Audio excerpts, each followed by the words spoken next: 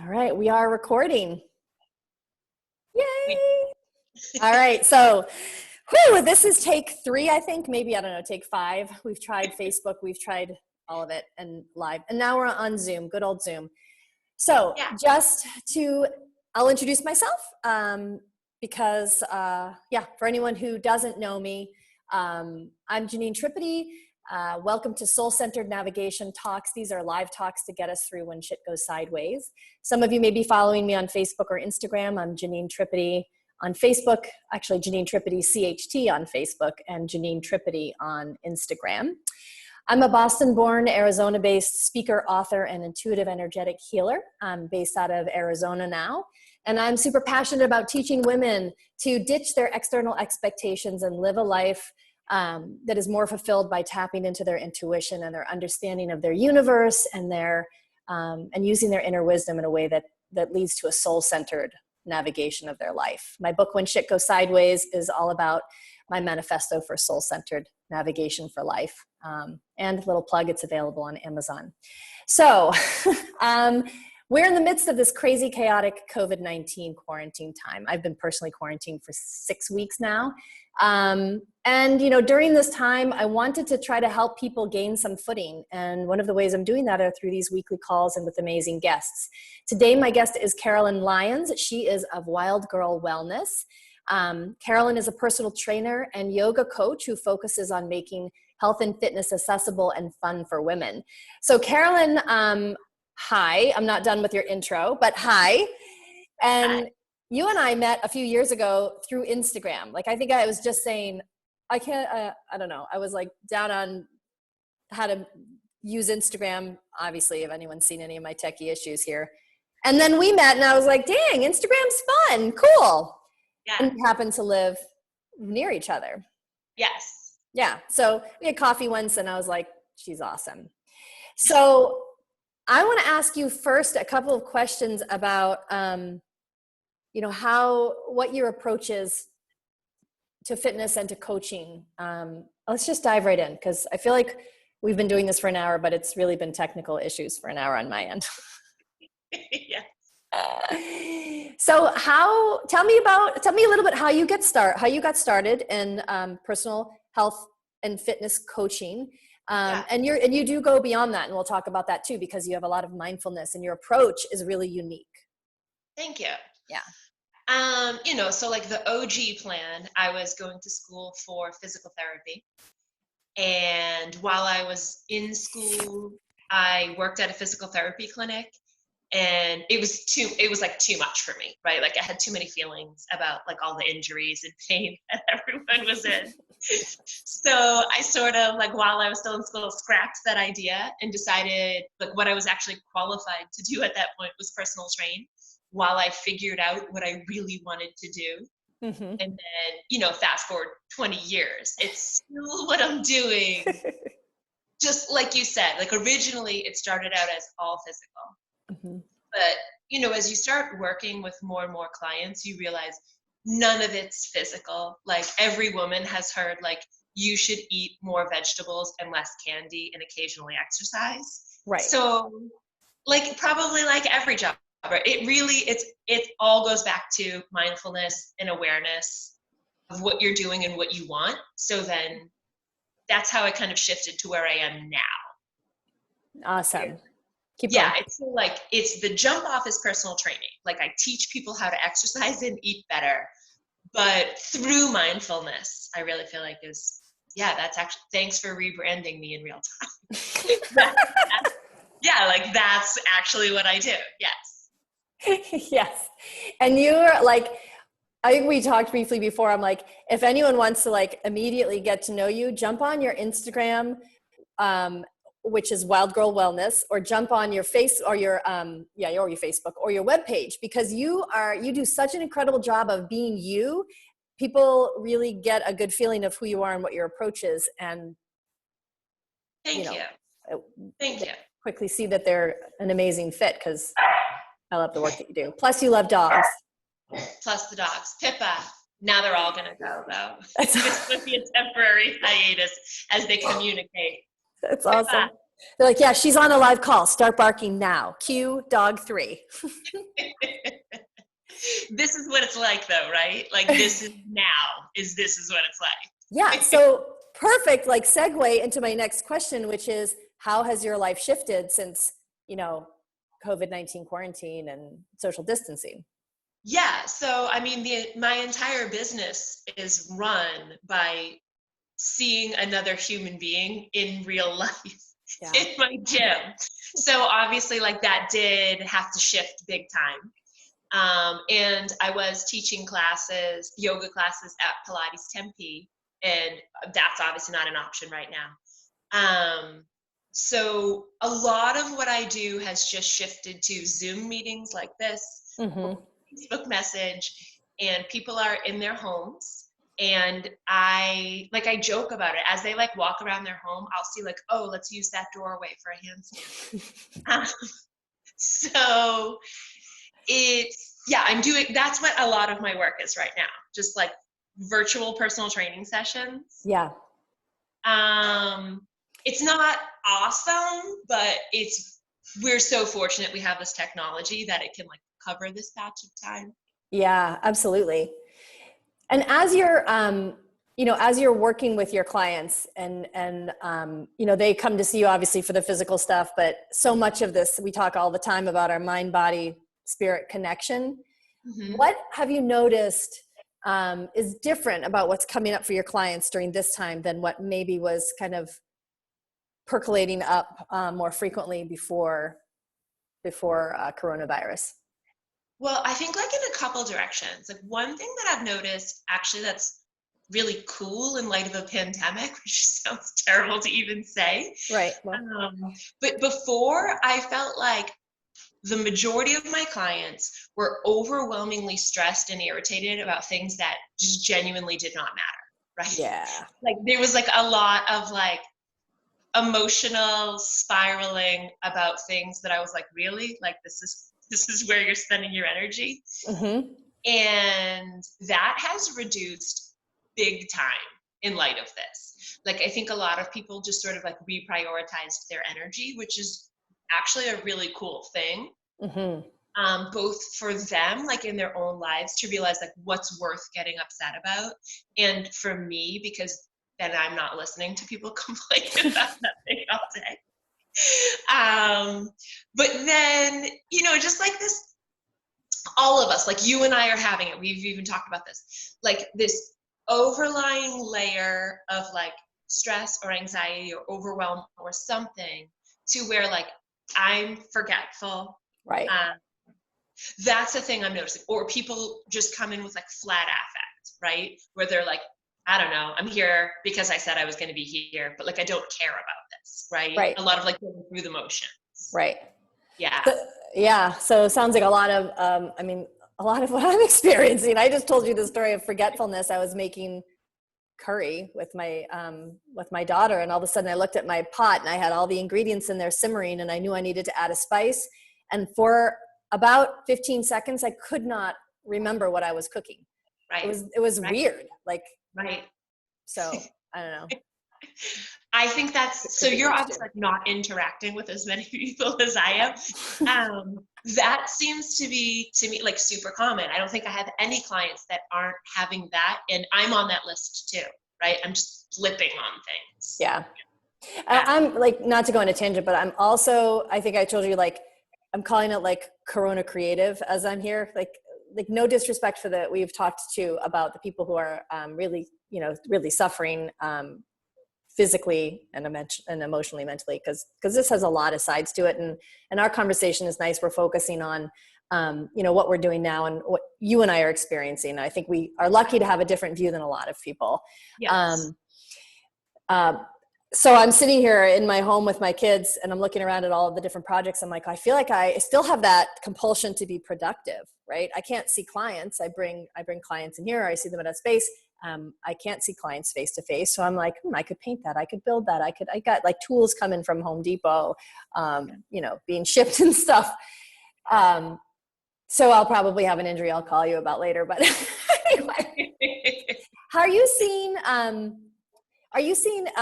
like any kind of consistent thread in where people, I know this is very unique to each individual, but maybe an example of where you've noticed a client is holding their tension or anxiety or stress, because I think we're all under some level of that to some degree or another. I mean, whether it's you're, concerned about the virus itself or how it's impacting your business or life or family or friends, whatever, we have there's a lot of facets of that. So are you seeing any consistent themes in that? Like, well, yeah, so part probably the stress holding, but then the other part is so many people are now like immediately shifted to working from home. Yeah. And I'm obviously like, no one's a big fan of sitting in an office for 8 hours a day or 10 hours a day anyway.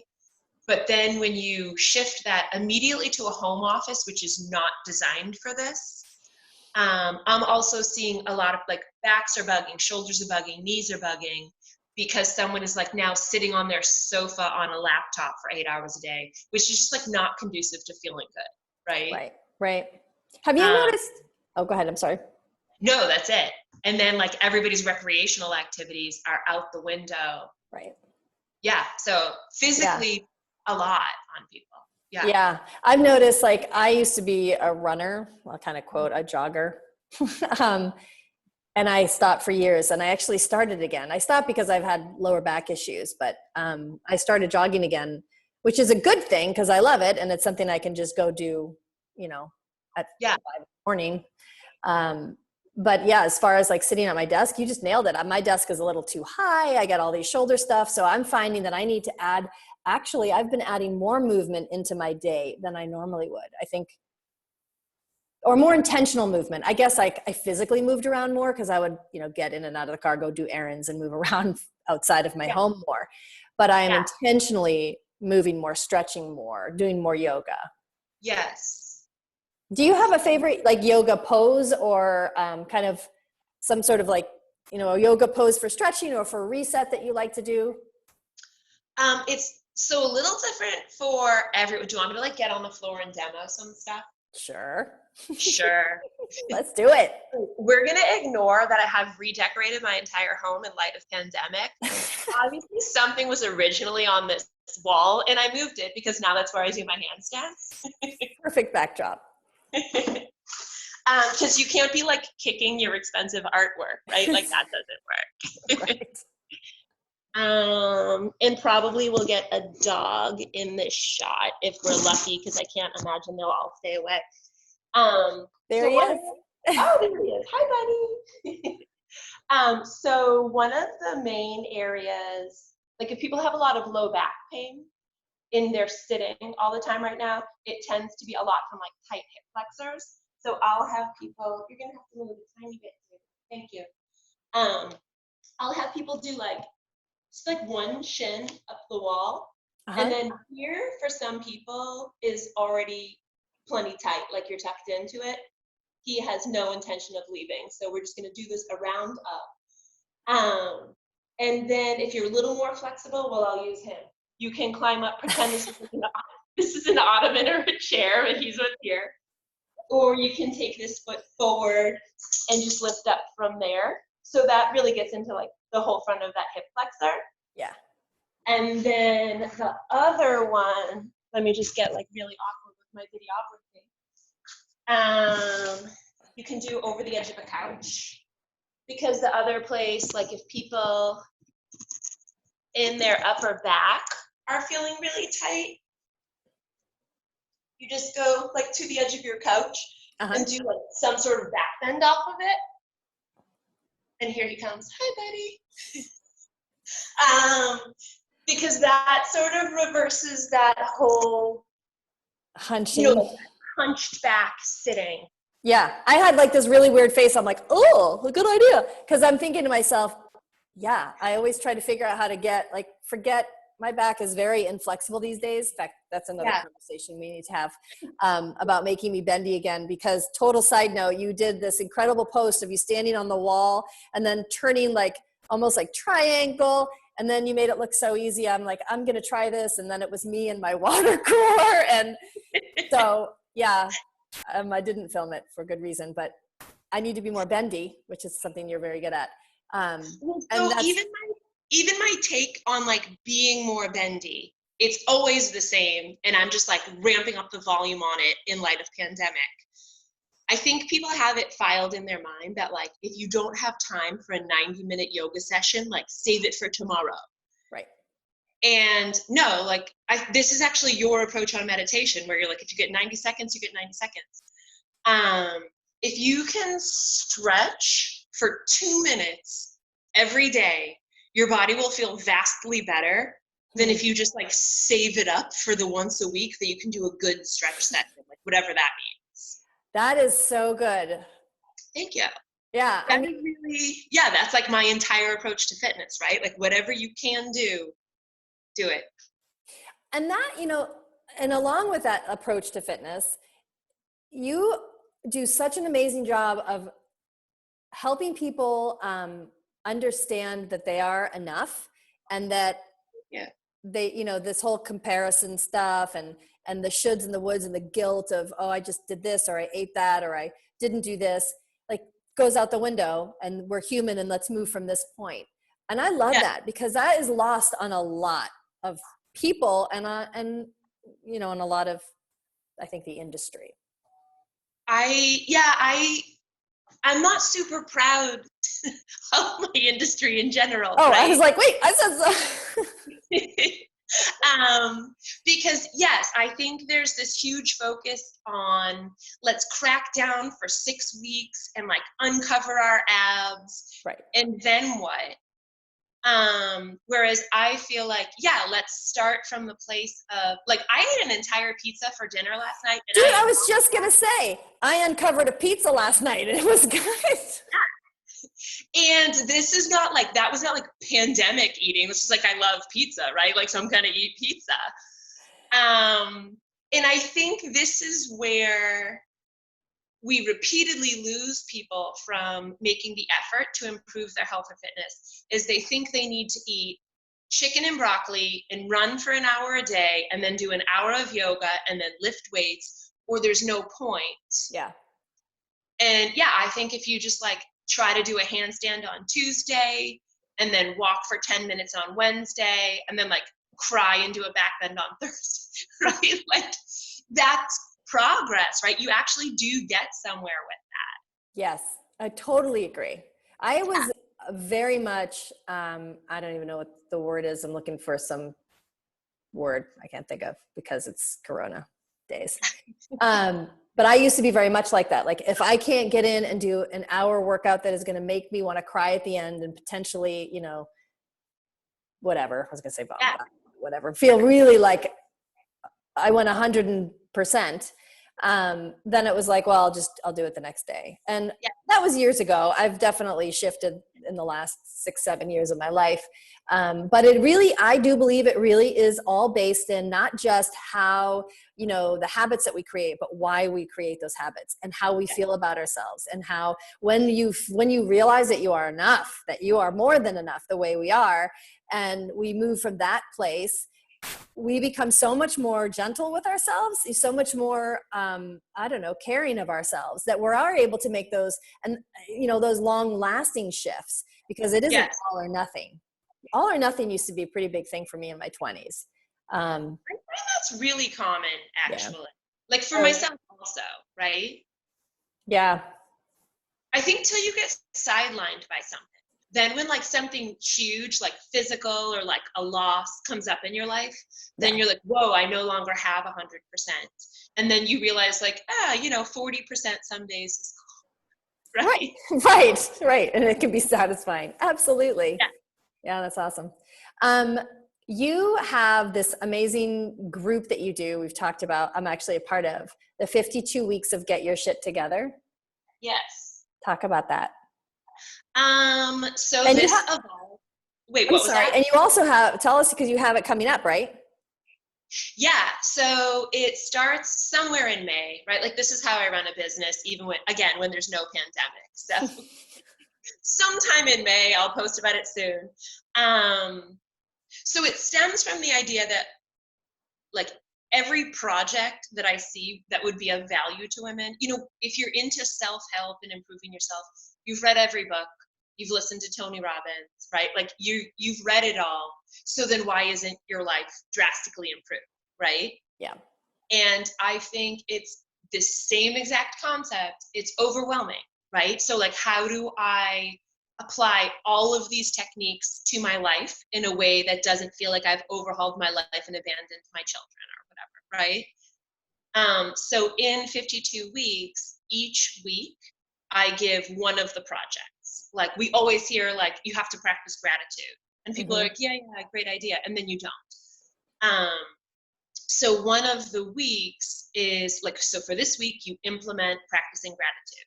And I give a bunch of options for how you could do that.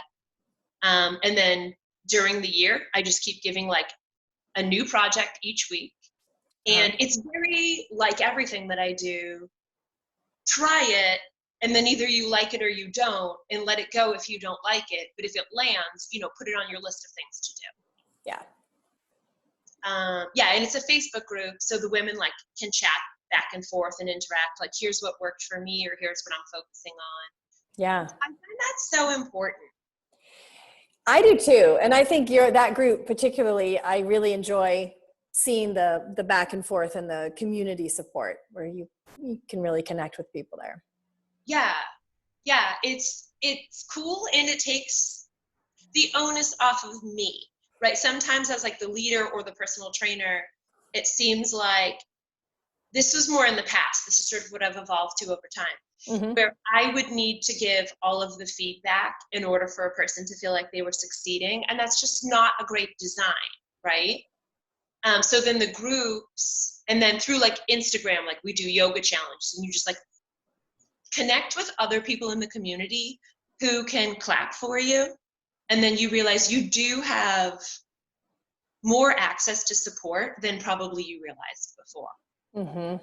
Yeah. Yeah, I love that. Very cool. Hey. Yay. I know I told you I'd keep it to 30, and I've already had you on the phone for like an hour and a half. I would love to, I had a note, forgetfulness cooking. We already discussed that. I do have a note I want to touch on real quick because we talked about it real quick before. And it was about controlling our own anxiety.